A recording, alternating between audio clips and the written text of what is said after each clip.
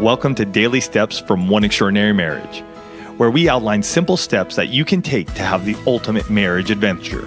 I'm Tony DeLorenzo, your co-host, along with my beautiful wife, Elisa. In today's show, we answer the question, how do I trust again?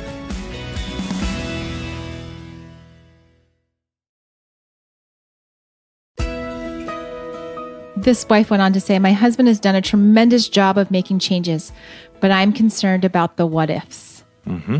This is something that we hear time and time again when folks write in about trust issues in their marriage, when I'm doing coaching calls. And the important thing to know from the onset is that rebuilding trust in a marriage always involves two people. It involves the person who broke the trust, and it involves the person whose trust was broken. And it's important to know that because just as she was saying, how do I trust again? It's knowing that you've got to get involved in the process, right? So often when trust has been broken, we look at the person who broke the trust and we're like, you have to do this and you have to do that. And here's the laundry list of items that you have to do to get my trust back. And the truth is that if your trust has been broken, you've got to make a decision that you're going to get in the game when they start changing their behavior, when they start checking those things off the list that you've asked for. You've got to make a decision that you're willing, to re-engage with them, because if not, you're staying in this place of fear. Mm-hmm. And I would ask you right now, as you stay in this place of fear, what is your security in holding on to that fear? There's something that you're holding on to. There's something that feels comfortable, like that cozy blanket, but it's really kind of prickly. Mm-hmm. Because it keeps you guessing about what your spouse is doing. It keeps you questioning their actions, but you're getting some type of security from that. And I don't know what that is for you. It varies from every person that I've ever worked with, why they're holding on to that. The second question I would ask you is, what is it costing you to hold on to the past? And I just want to say, for us, we've been through this. Oh, yes. We've gone down this road, and so we understand where you're coming from. Mm-hmm. Number one, I had a pornography addiction for 18 years, brought pornography into our home, and not just viewing it, but getting into chat rooms, going down dark roads, not good. So breaking trust. Again, in another instance, picking up women at bars. This was many, many years ago when we were newly married, probably 2 years in at the time. So we understand, having gone down this path before, and know that it is a path that you can come out of.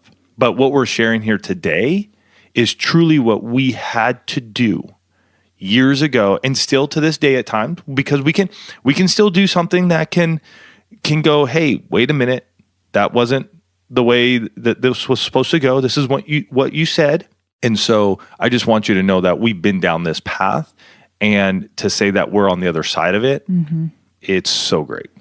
Well, and I just want to add to that it hasn't just been around, a sexual nature where trust has been broken in our marriage. I have on my own broken trust in regard to our finances, where I have overspent, where I have had secret spending, where I have played the credit card shuffle game to the point where we had a month where we were short a significant amount of money, and I had no choice but to come clean and walk through that type of broken trust, because it's not just physical sexual trust that gets broken. It's true.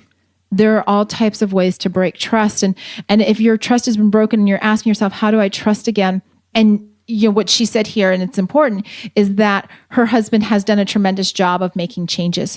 So when you see those new behaviors that your spouse is doing, you have to choose whether or not you're going to accept them. And that's the key. And too often, we want to hold so tightly to the past that we don't give ourselves the ability, the option to allow grace and forgiveness to come in. We're holding on so tight to what they did, and we're missing the beauty that is happening now. Mm-hmm. And so for me personally, and Elisa, I think would say the same, a lot of what has happened for me personally is to forget the past. Mm-hmm. And then you're saying, well, Tony, I can't just forget what happened. Yeah, sometimes you do. You have to be able to say, it's done. He or she is no longer that person, and I am going to forget. I'm not saying that it's a free pass, clean slate. Yeah, I'm not saying that, but you have to be able to go, they did something, like Elisa even mentioned, with the finances. It hurt us. It put us in a major bind for a while afterwards. And yet I still forgave her, grace, let's move on. I've forgotten about it. And I don't bring it back up now if something goes wrong, if something happens within our cash flow plan or something like that. I don't bring it up to her. We bring it up as a way to give you context, to share that you're not alone in these issues of mistrust and trust being broken. The next thing that you need to do is you need to choose to receive love, and you need to choose to give love. Right? Because when you put together that checklist, that to-do list of all the things that you want your spouse to do, you're saying, if you love me, and it may be an unconscious thing, if you love me, you'll do all of these things. And your spouse is doing all those things and you're like, I'm not getting the love. So you have to choose to actually give it. It can't just be your spouse doing all the work and they're sitting there going, I'm starving here.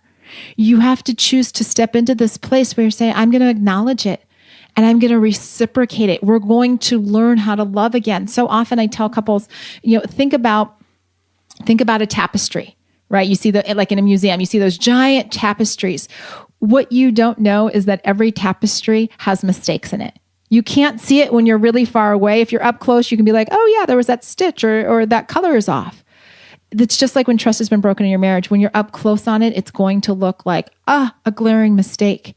As you get perspective, as you start to fill in, as you start to fill in with new actions, new stitches, that picture takes shape, and it's a beautiful picture that has mistakes like we all have made in our lives. Love it. And as you step into this place, as you're learning to trust again, it becomes about your mindset. Am I going to look forward? Or am I going to hold on to the past?